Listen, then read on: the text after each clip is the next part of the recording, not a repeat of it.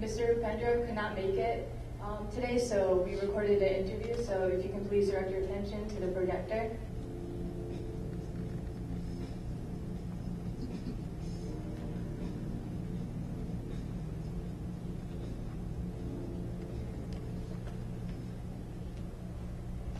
This is Upendra Chivukula, who is Public Relations Commissioner of the program, which is Power to Change for Next Generation. And I was really honored to join Mr. David.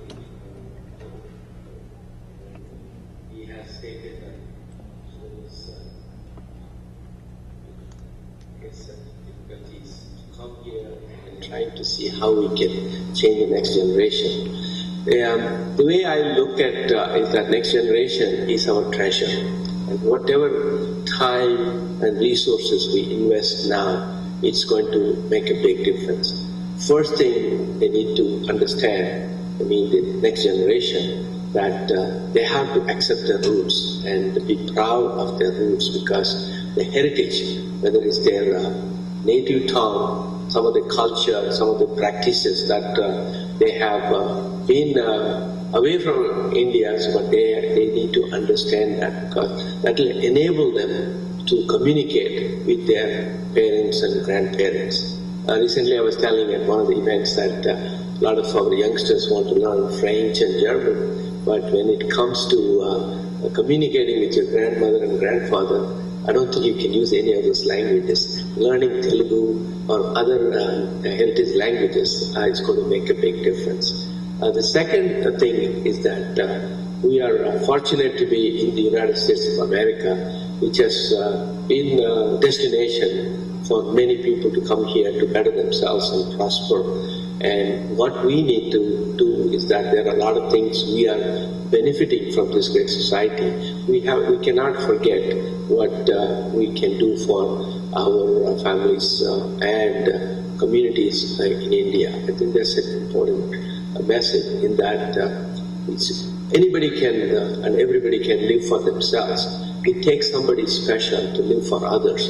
I think that type of altruism is very much needed. Of course, charity begins at home. That means you have to involve locally. That means local investment, whether it is local school boards, because where you have a tremendous opportunity to make a difference, or your local town councils, where you make a difference in the betterment of your township or the cities. And of course, we are always excited about presidential elections, gubernatorial elections, but they're so far removed. But all politics is local, as said by former Speaker Tip O'Neill. That's why we need to invest our time and resources mostly in local. Of course, I'm not saying you should ignore the national politics, but I think it's very important, because that's how you make a difference.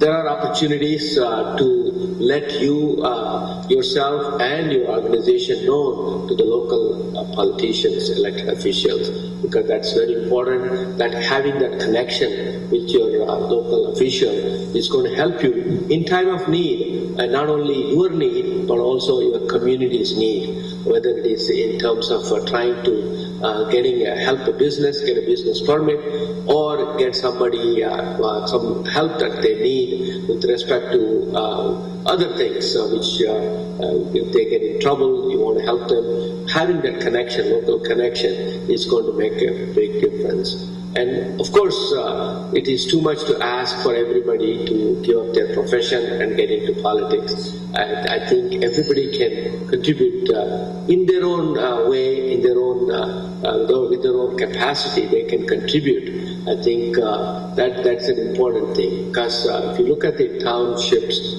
where they have, whether it's the Democratic Party or the Republican Party, they have what is known as a committee people who are the soldiers of the party, and then it doesn't take a whole lot of time to become that, and there are a lot of opportunities exist for Indian Americans to participate. why it is important. People think it's not really as important as president or a governor.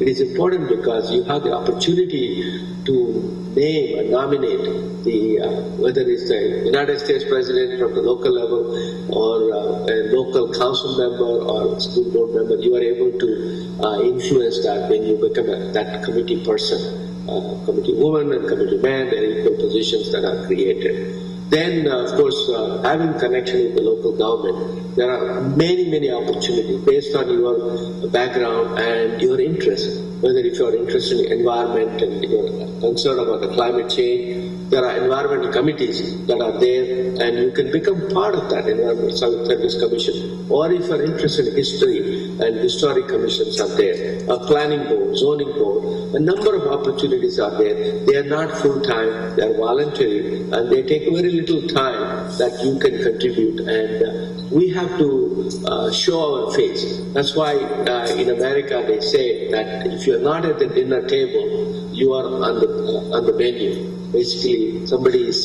having you for their dinner or lunch.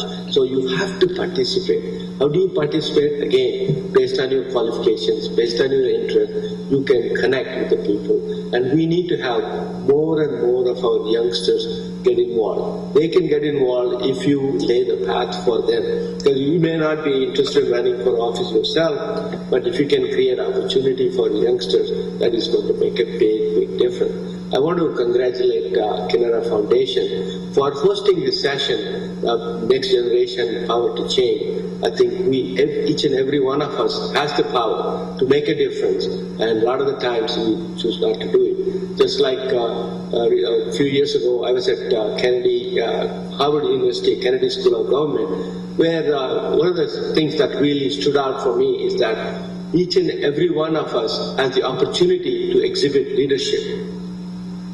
Most of us, we choose not to do it because it could be being you are out of the pack and you are it's a very lonely thing, or it is also a very risky thing. So don't be afraid. Don't feel that loneliness is going to affect you. But I think you have to, whatever capacity, whatever way you can serve, and you are able to encourage other people. I think a lot of the times people who have the ability, who have the skills, they're feeling shy because nobody else is coming forward and giving them that encouragement to go forward. So I think that is very important. Whether you don't want to do it, but at least you can encourage and make sure that you support that person 100%. Because that is very much needed. The youngsters, their minds are being made up and they're educated, getting their education. They may or may not have enough knowledge about India or other conditions. But you as the parent, you as the grandparent, you can